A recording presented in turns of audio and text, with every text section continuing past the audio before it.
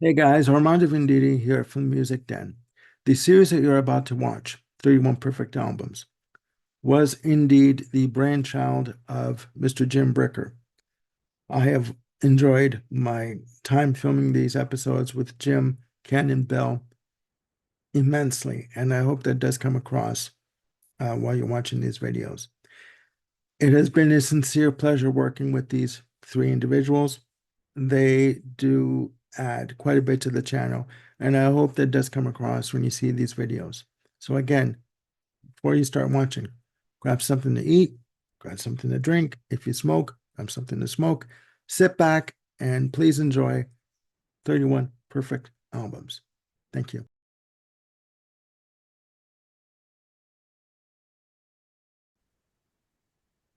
Hey guys, welcome back to another episode of the Music Den. I'm your host, Armando Venditti, hoping you guys are having a good day and that you're looking after yourselves and one another. Today, ladies and gentlemen, we are starting a brand new series called 31 Perfect Albums. I am joined today by a larger panel than usual. We have Bill Schuster back on the channel. How's it going, Bill? Excellent, Armando. Glad to be here. We have Ken Jeshire. How's it going, Ken? Morning, Armando. Appreciate it. And Mr. Jim Bricker. How's it going, Jim? Things are good. Looking forward to talking about all kinds of stuff with this August panel. Yes, yes. This is going to be interesting, guys. Now, this was an idea of Jim's. Like he brought this to me a few weeks ago. So, what we are going to do for you is we're going to tape 31 segments. Each segment is going to consist of our one perfect album. Okay. So we have again picked 31, although according to Bill, he had what up to 60 at one point, and he had to whittle it down. As of yesterday, I had 64. I had to cut it in more than half. Yeah. Oh, sweet Jesus. Didn't you say it Killing was, your darlings. yeah, didn't you And say, that was with one per artist. So, yeah, yeah. Oh, Yeah. Bill said it was like picking which one of his kids he loved the most, like trying to, and having that difficult task, right? To me, it wouldn't be difficult, but that's another issue altogether. We won't go there. So, ladies and gentlemen, we are going to start episode one. So, for the purposes of as I see everyone on my screen, we're going to go Bill, Ken, Jim, and myself. Okay. The host always goes last. So, over to Bill, passing over the virtual mic. What is your album for day number one? Your perfect all album. right. Thank you, sir. Well, let my shirt give a hint. hmm. Okay. This is, Basketball? we're going back to 1951 for Duke Ellington and his orchestra with Ellington Uptown. All right. This happened right after Duke had lost three of his most valuable players, Lawrence Brown, Sonny Greer, who had been his drummer for over 30 years, and possibly most importantly, Johnny Hodges, his most popular soloist on the alto sax. Uh, that left a pretty big void in the orchestra, so he conducted what was called the Great James Robbery, where he grabbed three members of Harry James's orchestra to have some quick replacements. One of those was Juan Tizol, who had previously been with the Ellington Orchestra, and they covered one of Juan's own tunes on here, Perdido, which they had previously done. But perhaps the most important member that they grabbed from the James Orchestra was Louis Bellson on drums. He was 26 at the time, an up and coming drummer, and he kind of breathed new life into the Ellington Orchestra. Sonny Greer was a very unique drummer with a sound of his own. Some people questioned his ability maybe to stay on beat, but I'm not a drummer. I'm not going to judge him on that. Um, but I do know that the opening track here was a Louis Bellson track, and his drums sound absolutely alive on the song called Skin Deep that he brought to the orchestra. It kind of shows Duke's confidence in this new drummer that he chose to open this first album minus those three players with a composition by his new drummer. It comes out of the gate kicking. It's a large brass and drums, lots of drum soloing, but not in a scary way. Don't be scared, folks. um, there are multiple versions of this album, but I'm talking about the original 5-track album. The Mooch is the second song, which is, of course, one of the early Ellington Orchestra songs from the 20s. It's extended here and reorchestrated as Duke would do throughout his career to so much of his catalog, which is one of the many things that made him such a master. Take the A Train, close the side one, and that features the same sort of treatment. The Billy Strayhorn composition is extended and features a partly improvised vocal, including scatting, by Betty Roche. And it's quite excellent. Side 2 opens with Duke's favorite of his suites, his long form compositions, and it's probably also my favorite, which is a tone parallel to Harlem, sometimes called the Harlem Suite. He did many versions of this. And then, of course, it closes with Perdido, the Juan Tizol composition I mentioned earlier.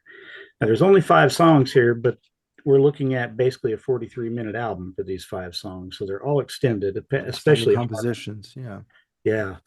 And I think one of the things that has always impressed me most about this album is the fact that he lost such important players and immediately rebounded as if it was nothing. There was a period where people ignored the Ellington Orchestra in the early 50s because they kind of wrote him off after losing these players. They must not have listened to this album or some of the other albums of that era. I mean, I love Johnny Hodges. It's kind of a boring choice, but yeah, he is my favorite member of the Ellington Orchestra throughout its history. He was probably the sweetest sounding alto sax player ever. Yeah. Charlie Parker even pretty much said as much. So I'm not going to argue with Charlie Parker. And he's not going to argue with me either. So, hey. Well, there you go. Well, not now, no. No. So, yeah, I could pick more than one Ellington album, but I wanted to emphasize that, yeah, even at what was supposedly a low point in his career, that Ellington and Strayhorn and the orchestra were absolutely capable of pulling out masterpieces. A mix of new material and old. Like, they didn't skip a beat at all. So, yeah, if you've never looked into this forgotten era of Ellington, by all means, check out Ellington Uptown. The CD also has the controversial suite and the Liberian suite added on at the end. And those are great also. But here I'm just talking about the original 5-track album to kind of fit the theme here without adding bonus stuff that wasn't there originally. So that is my 1951 choice. Kick things off. Cool. It's a good choice. I like it. It's a good choice. Hey, I got a question on that one, Bill. I was kind of surprised that it was like a long playing LP. Maybe I'm just ignorant about when, LPs came in fashion. I'm assuming that was originally a 33 1/3 LP or No, 45. It would have been a 10 long play. inch. It was very early in the long play era. It would have been a 10 inch, 12 inch vinyl came into play. 12 inch came into play, I believe, 1956. Okay. So it would have been a 10 inch. Yeah, I was kind of guessing I was like maybe like 2 sets of 78s that came out, but I was just amiss on where things happened in the timeline. But And say from looking at the original record, which I have somewhere around here, I just have the CD right here. But yeah, the original record that I have, it's actually a full long playing record with 3 songs on side 1 and the other 2 on side 2. So, and apparently it was the second full album by Ellington, if I remember correctly. I believe Masterpieces was the first before all those guys left. Now, I may be wrong. If anybody out there wants to correct me, by all means. No. The only reason why I know about the 12 inch format coming into play in 56, this was about a year ago. I was looking up Miles Davis albums, and anything before 1956 was issued on 10 inch format. So that's how I know it. So we'll move over to Ken for your first perfect. Oh, Okay. December 14th, 1959. Timeout, the Dave Brubeck Quartet. And I think one of the reasons it's most successful, it was released 3 months after I was born. So, you know, just the way it goes. Uh, okay. Dave Brubeck on keys, Paul Desmond alto sax, Eugene Wright on bass, and Joe Morello on drums.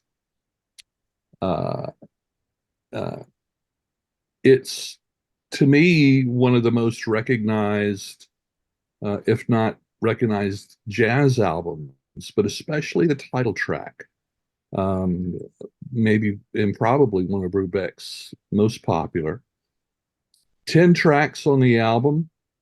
Um, it's, I think, wonderful. For me, what really gets me about this is all the songs are in mixed meter.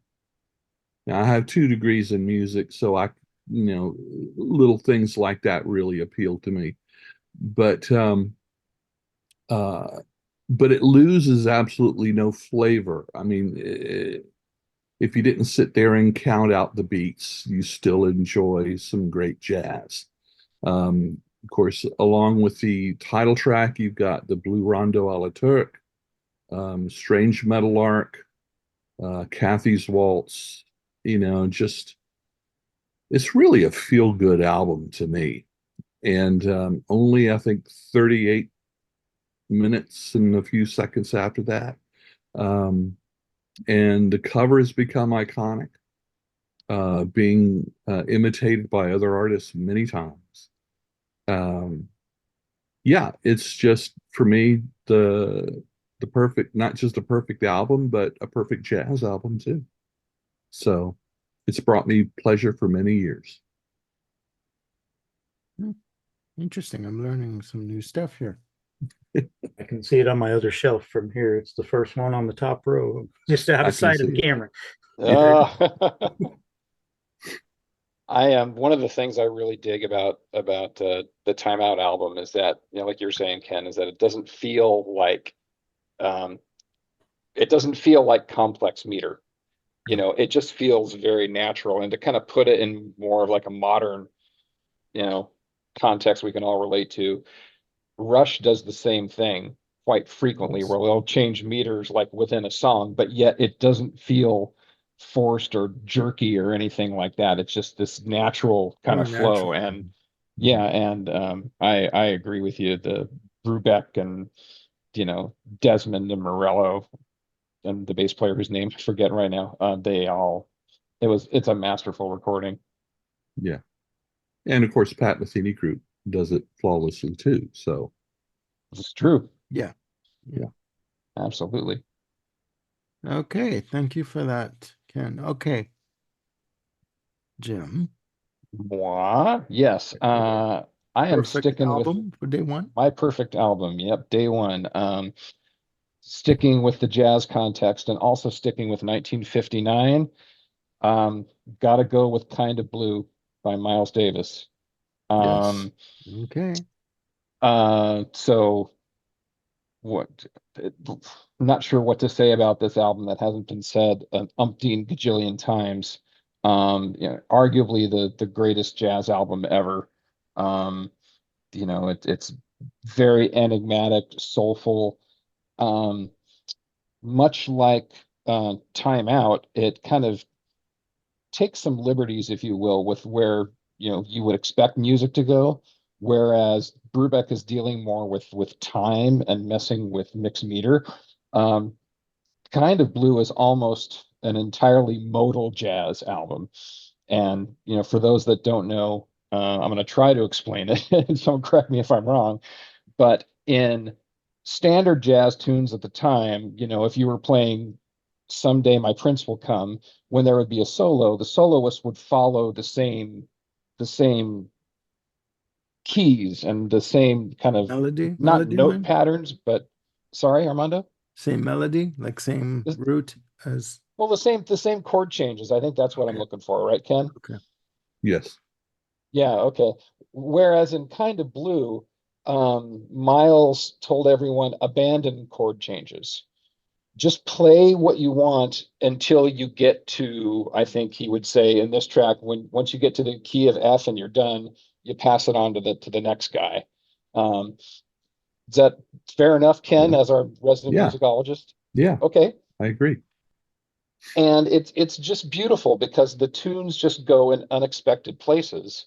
Um, and the album even starts off unexpected in this completely rubato fashion where it's really, it almost takes like a good 40 seconds before you kick in and find the rhythm of the song.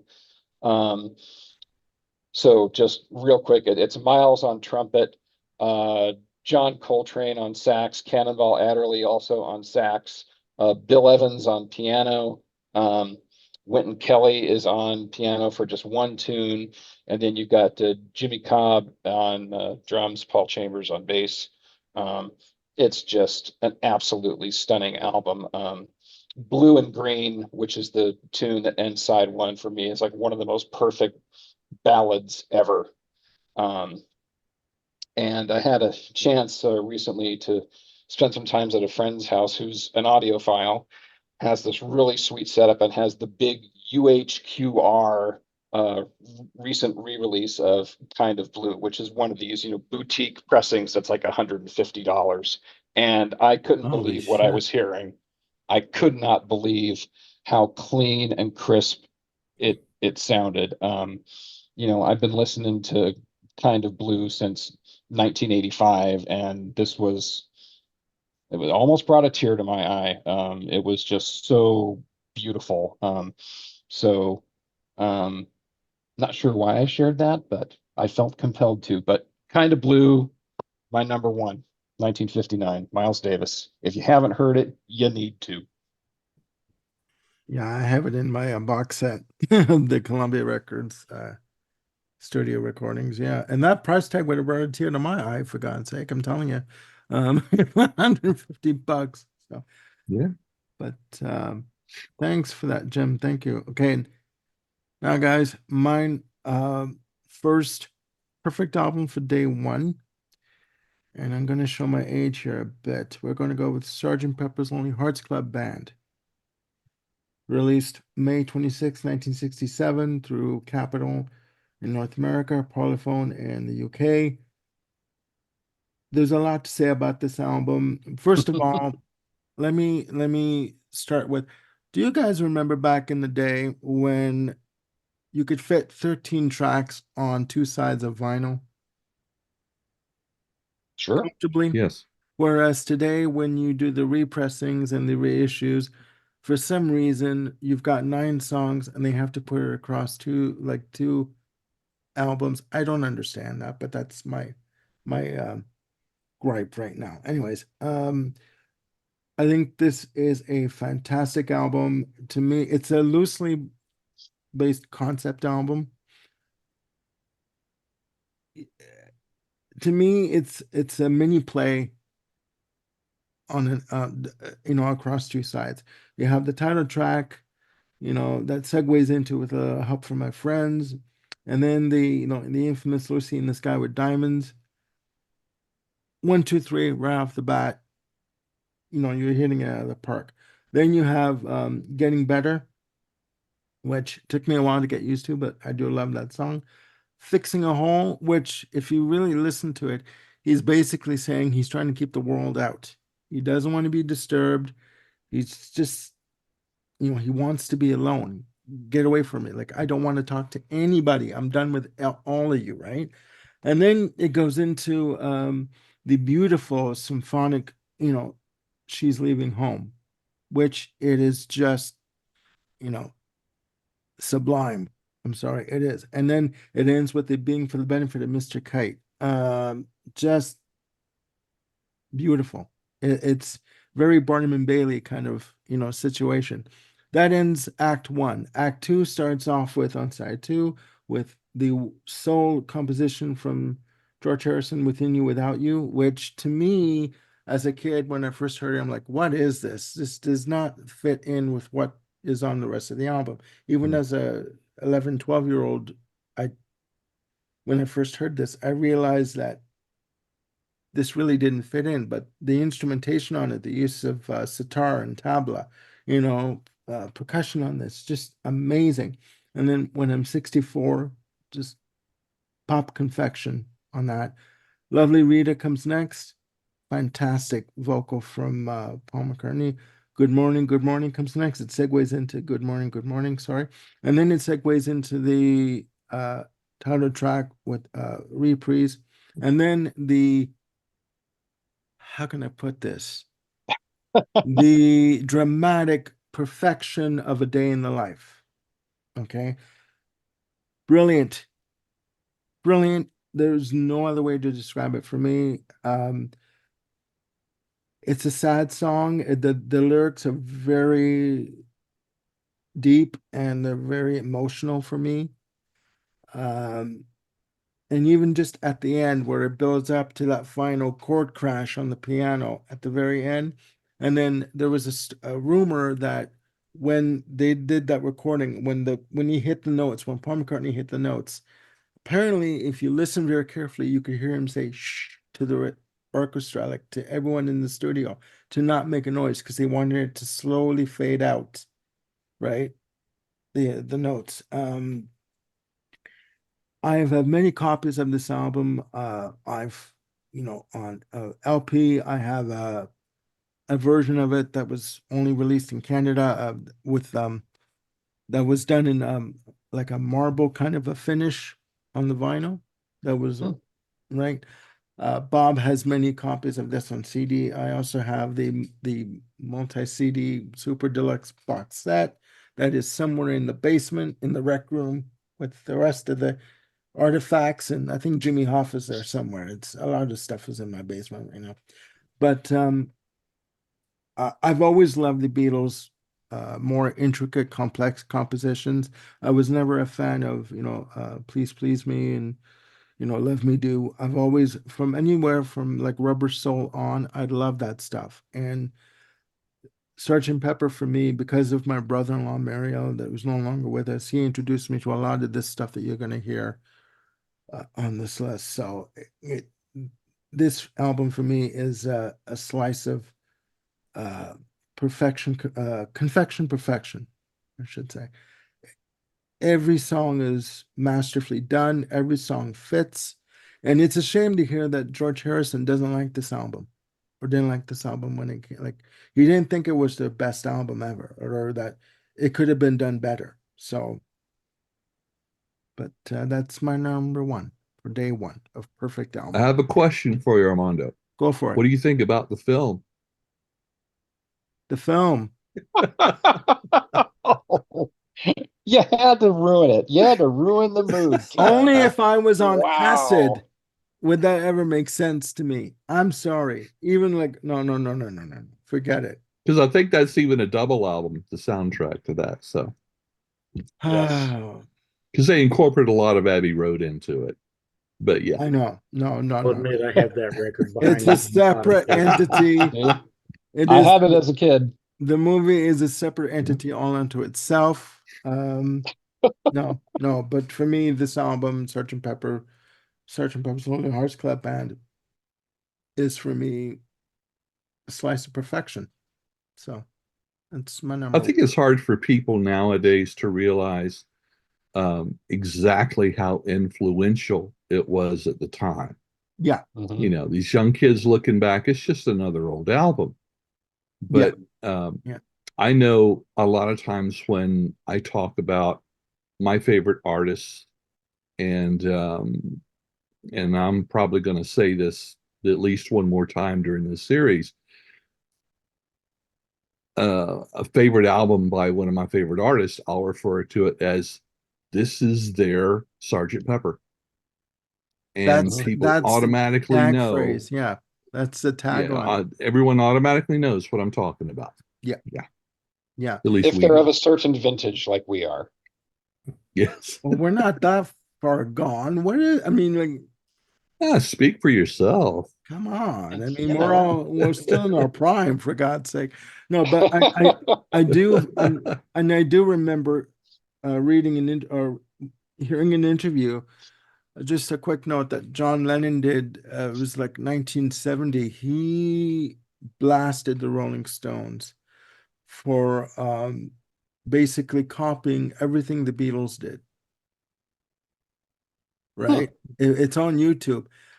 He basically said, in the full name escapes me, the album that the Stones did, For Satanic. Satanic Majesty's request. Yes, he Yeah. said that Yeah. album is nothing but pardon my language, a fucking ripoff of Sergeant Pepper. Right? And he says, whatever the Rolling Stones did, we did it first as the Beatles. Case closed, and there was no argument. And the interviewer was like, okay, how do I continue this line of questioning? Because he's sort of locked in a certain way of talking about it. But I wonder what John had to say about we're only in it for the money. Yeah. you know what? That album cover, come on. I mean, it's unabashedly, referencing the Beatles, and that's fine. I mean, and he was Well, a good friend of Frank Zappa. So no, just in closing, I just think that Sergeant Pepper's Lonely Hearts Club Band for me is perfection. There's not one track I would skip on this. So, all right, guys, there you have it. Day one of our 31 perfect albums. Please stay tuned for day two, coming right up. Hoping you guys are having a good day, and we'll see you soon with the next video. Bye for now.